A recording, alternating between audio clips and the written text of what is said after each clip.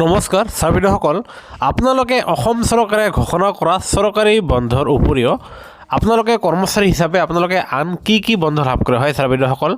আপোনালোকে এয়া চাওক, ৰাজ্য চৰকাৰে যি বন্ধ ঘোষণা কৰিছে তাৰ বাদেও আপোনালোকে আৰু কি বন্ধ লাভ কৰে। 2024 চনৰ চৰকাৰী বন্ধৰ দিন মতে আপোনালোকে 36টা চৰকাৰী বন্ধ গেজেটেড হলিডে লাভ কৰিব, আনহাতে 30টা সীমিত বন্ধ ৰেষ্ট্ৰিক্টেড হলিডে, ঠিক তেনেদৰে 2টা অৰ্ধছুটী মিলাই এটা বন্ধ, আৰু ইয়াৰ উপৰিও আপোনালোকে 52টা দেওবাৰ আৰু 26টা দ্বিতীয় আৰু চতুৰ্থ শনিবাৰ লাভ কৰাৰ উপৰিও চৰকাৰী কৰ্মচাৰী এজনে আপোনাৰ কেজুৱেল লিভ লাভ কৰে 12টা, আনহাতে আন লিভ লাভ কৰে 30 দিনৰ, আনহাতে কমিউটেড লিভ হিচাপে লাভ কৰে 10 দিনৰ, আনহাতে দ্বিতীয় শনিবাৰ আৰু চতুৰ্থ শনিবাৰ হিচাপে লাভ কৰে 24 দিন। এনেকৈ আপোনালোকে 76 দিন আপোনালোকে এবছৰত লাভ কৰে, আৰু ইয়াৰ বাদেও আপোনালোকে মেডিকেল লিভ হিচাপে 15 দিন লাভ কৰে।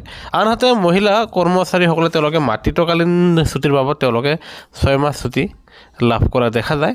আনহাতে আপোনাৰ আন লিভ আপোনাৰ শিক্ষক কৰ্মচাৰীসকলে লাভ কৰে 12 দিন, আনহাতে উইণ্টাৰ ভেকেশ্যন হিচাপে তেওঁলোকে আপোনাৰ গৰমৰ বন্ধ লাভ কৰে 30 দিন, কিন্তু শিক্ষক কৰ্মচাৰীসকলে হলিডে আৰু ছেকেণ্ড ছেটাৰডে আৰু ফৰ্থ ছেটাৰডে তেওঁলোকে লাভ নকৰে।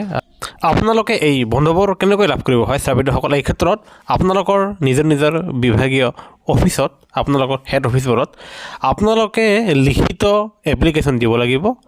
আনহাতে আপোনালোকে আৰ্ণ লিভ, আনহাতে মাতৃত্বকালীন ছুটিৰ কাৰণে আপোনালোকৰ ছাৰ্ভিচ বুকটো তাত জমা দিব লাগিব। সেয়েহে আপোনালোকে কি বন্ধ লাভ কৰিব আৰু কেনেকৈ আবেদন কৰিব লাগিব সেয়া নিশ্চয় জানিবলৈ সক্ষম হৈছে যদিহে এটা নিশ্চয় লাইক দিব। আনহাতে চৰকাৰী কৰ্মচাৰী আৰু পেঞ্চনাৰসকলৰ সৈতে জড়িত প্ৰতিটো খবৰ তথ্য সহকাৰে সকলোতকৈ আগত পাবলৈ চৰকাৰী কৰ্মচাৰী আৰু পেঞ্চনাৰসকলৰ প্ৰতিষ্ঠিত একমাত্ৰ এইটো চেনেলটো ছাবস্ক্ৰাইব কৰিবলৈ নাপাহৰিব। ভিডিঅ'টো চাব, ধন্যবাদ।